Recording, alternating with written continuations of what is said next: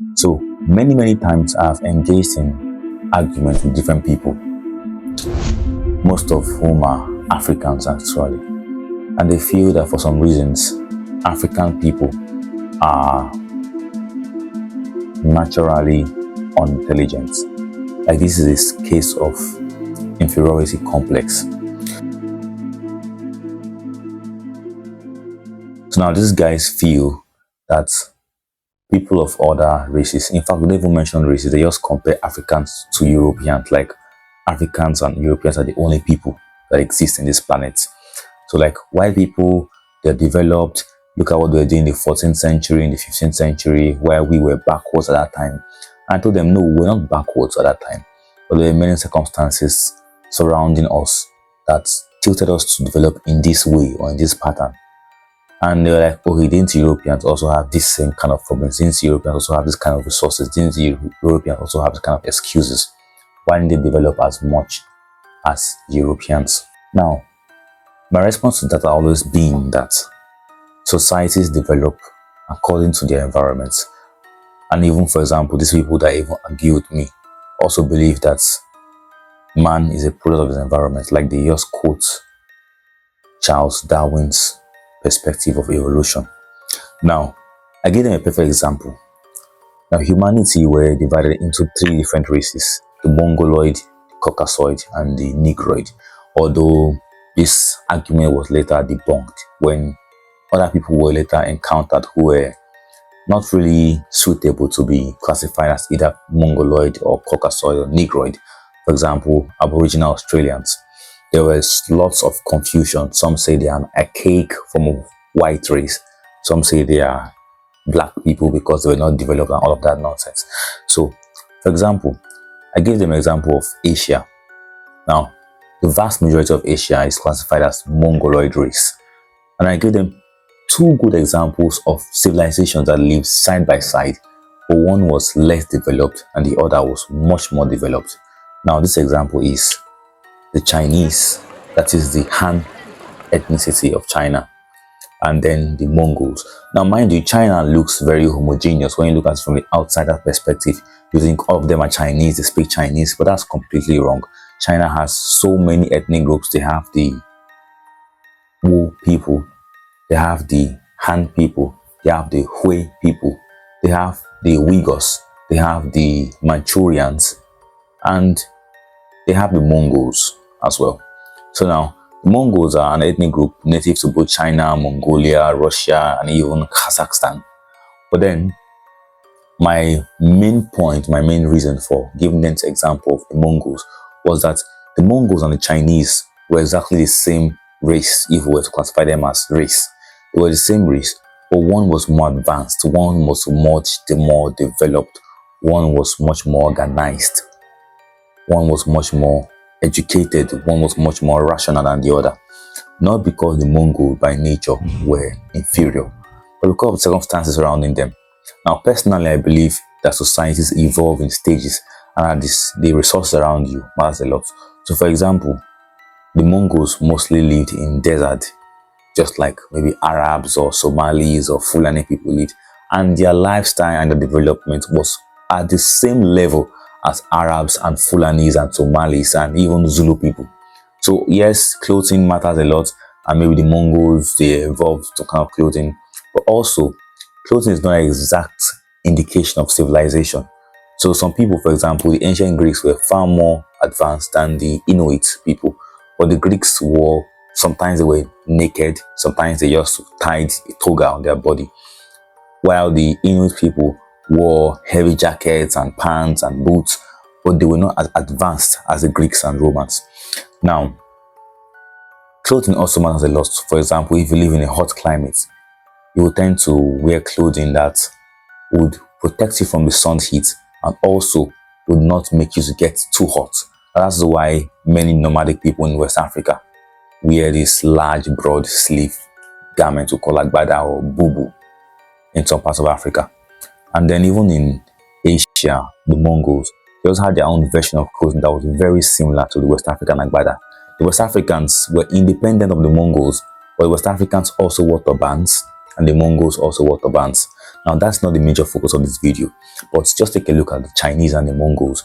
The Chinese had advanced architectural patterns, even from Fuji down up to Manchuria. All of them, yes, the Manchurians had this different civilization, but they are separate of the Chinese people in some ways.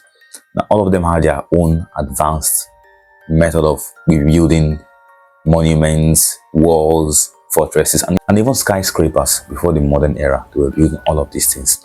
When you look at the Mongols, majority of them, 99.9% of them lived in tents, except for those who were influenced by Buddhism. So where the indigenous tradition did not bring up this innovation, religion sometimes can bring up this innovation. I'll give an example. In West Africa, yes, we had our own elaborate buildings, like in the Sahel region. We have what we call Sudano-Sahelian architecture. But then some people living along the coast didn't really have that elaborate kind of architecture. They had very simple architecture like the native people in Brazil. Not all of them though. For example, the Ashanti lived somewhere along the coast, but they had also nice architecture. But then, with the coastal people, when many of them began to accept Christianity, they began to build buildings that were kind of large and influenced by these people who brought Christianity to them. So also Buddhism influenced the culture of the Mongols, of the Javanese people, of the Malay people, Indonesians, Filipinos. Everyone who encountered them were influenced by them. So while you go to and see villages built with traditional low quality material like mud and grass, this is both in Africa and Asia. But you find that the religious buildings, the churches, the temples, the mosques are built from elaborate materials. This is because the imported culture or religion has influenced their societal development. Now back to the Mongols. The Chinese lived in deserts. So if they were to build elaborate buildings, the only option they had was to force themselves to make sun bricks, which will be very labor intensive. That's number one. Number two, they were nomadic people. So they cannot build large fortresses, large castles, and be nomadic at the same time. So they need a building that will be very efficient to their lifestyle, and they can easily dismantle and assemble at any time they wanted and keep on moving. And that's why they came up with the yacht. And even this yacht has something similar among the Fulanis and the Somali people, because they also had the same kind of lifestyle. But the Somali and the Fulani, when you compare the Somali, particularly the nomadic ones, to those who were settled, the settled Somali had advanced architecture. When you compare the Fulani to the Mandinka, the Songhai, the Soninke people, the Akan people, the Hausa people, all these people had advanced forms of architecture. Even till this day, if you visit any country in Sahel like Burkina Faso, Niger Republic, northern Nigeria, northern Ghana, northern Ivory Coast, you'll find buildings that are very, very magnificent despite being built from mud bricks. Now mud bricks could not be looked down upon because even many civilizations in Egypt, Morocco, Tunisia, and even down to Iraq built their structures from mud bricks. Now, when you compare this lifestyle, you see that their lifestyle influenced their level of development. So, for example, the Khoikhoi and the San people were more nomadic. They didn't domesticate animals, but the Zulu people who came after them had more animals and were a little bit more advanced compared to the latter. Now, interestingly, I've been reading this book, The 48 Laws of Power, and there's one part that interested me. I had this theory long ago when I was in university. I think I was 17 years old or 18 years old at the time when I came up with this theory. But then I saw this book about China and when Genghis Khan invaded China, and I'm going to read this short passage from the page 50 under the law 13. This book is titled 48 Laws of Power, and the law 13 says, when asking for help, appeal to people's self-interest, never to their mercy or gratitude. Now listen. When the Mongols invaded China in the 12th century, they threatened to obliterate a culture that had thrived for over 2,000 years. Their leader, Genghis Khan, saw nothing in China but a country that lacked pasturing for his horses. And he decided to destroy the place, leveling all its cities for it to be better to exterminate the Chinese and let the grass grow. It was not a soldier, a general, or a king who saved the Chinese from devastation, but a man named Yellow Chosai, but a man named Yellow Chosai, a foreigner himself. Chosai had come to appreciate the superiority of Chinese culture. He managed to make himself a trusted advisor to Genghis Khan and persuaded him that he would reap riches out of the place if instead of destroying it, he simply taxed everyone who lived there. Khan saw the wisdom in this and did as Chosai advised. When Khan took the city of Kaifeng after a long siege and decided to massacre its inhabitants, as he had in other cities that had resisted him, Chosai told him that the finest craftsmen and engineers in China had fled to Kaifeng and it would be better to put them to use. Kaifeng was spared. Never before had Genghis Khan shown such mercy, but then it really wasn't mercy that saved Kaifeng. Chosai knew Khan well. He was a barbaric peasant. Imagine, a barbaric peasant who cared nothing for culture or indeed for anything other than warfare and practical results. Chosai chose to appeal to the only emotion that would work on such a man: greed. So now Genghis Khan, yes, is seen as a revolutionary world leader, military and whatever, but he also had a weakness. He was from a nomadic people who didn't have that advanced culture like the Chinese did. Now I'm not saying the Mongols are primitive or are inferior in any way, but then even till modern times, yes, Mongolia has a capital city, but you find people who still live in the nomadic traditional yachts that their ancestors lived in. So now there's a difference now. Those Mongols who settled have advanced, but those Mongols who are still nomadic are still left in a traditional way of life. So it's not that one particular ethnicity or one particular race is less advanced than the others. Even in Europe at the time, when I made a comparison of the Romans and Greeks and then the Inuits, at the same time the Germans were also very, very barbaric. Many of them were nomadic, going around with cattle. And at the same time, the Romans and the Greeks were already settled for centuries.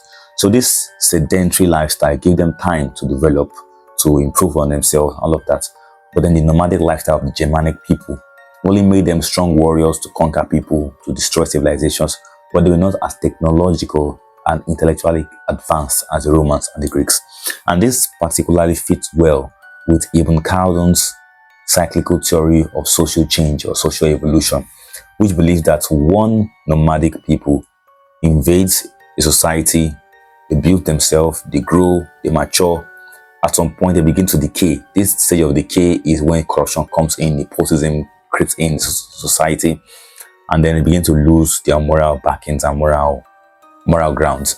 And then, with time, the society will become completely decayed, and another nomadic group will look at this society and see a loophole there, and then they will use that advantage and then invade, take over, and build a new civilization. And that has been the case in many societies. Imagine China, which was civilized, was invaded by barbarians, the Mongols.